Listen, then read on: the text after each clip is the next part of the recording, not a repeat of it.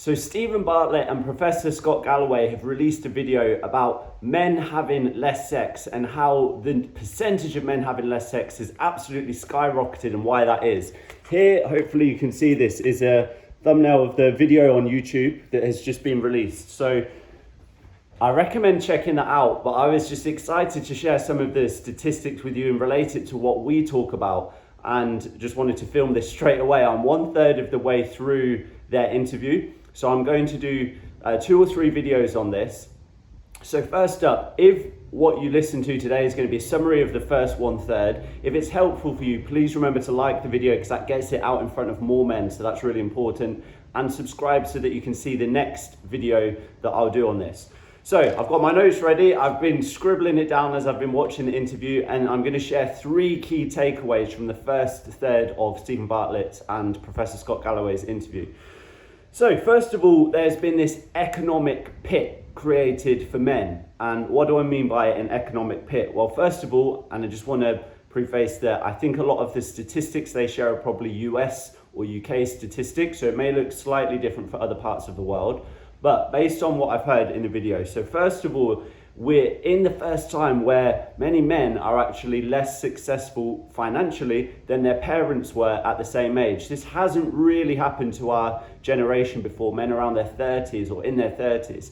So this is quite a unique time where we haven't experienced that in our lifetime.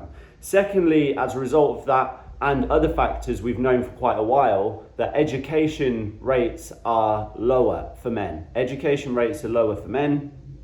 Actually, not as a result of that, it's probably the other way around, right? Because education rates are lower, it's one of the factors that has led to lower incomes.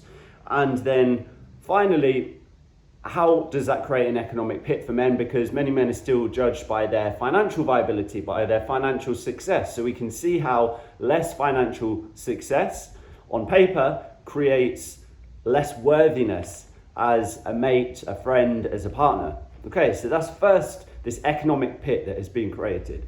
Secondly, there's then been this emergence of what I'm coining as VIP mating. VIP mating. Because less men are achieving success on paper, financial success, education rates, then what does that mean? Well, it means that they have less options in terms of mates and meeting people. And now we're in this space with online dating where everyone has access to everyone. If you think about Tinder as a prime example, right? Everyone has access to everyone there. And what does that mean? Well, it means that rejection rates have skyrocketed for men. Rejection rates have skyrocketed for men. So not only is there this economic pit that's led to things like higher suicide rates for men. If we look at, that's one of the things they discussed in the videos, is the insane increase in suicide rates. It's also created this VIP mating effect. And so what happens when we face a skyrocketed number of rejections? Because if you think back to, I'm 34 now, right? So when I was first dating, let's say in my early 20s, online dating, it was a thing, but it was like kind of, you were a bit ashamed to say that you met someone online, so you didn't really talk about it, whereas now it's totally fine. Most people probably meet online. So there was still this, we weren't fully exposed to it. So we weren't having to swipe all the time, or like to get one person to like back. And if you think about this big filter, right, the number of times that we have to like, or whatever it may be, to then get one person that's interested, it's tough. It is tough. So we have to know how to handle rejection, but most of us were never taught how to do that. And so what happens?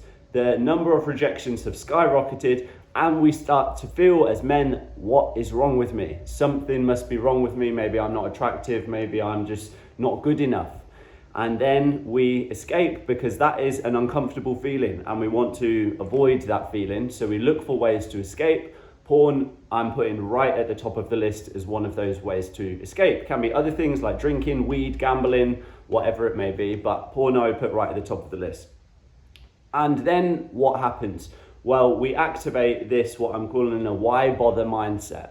A why bother mindset. And this is really the thing that is creating this modern male crisis, because we think, why should I bother? why subject myself to these crazy amounts of rejection? Nobody likes me anyway. Nobody's going to choose me anyway.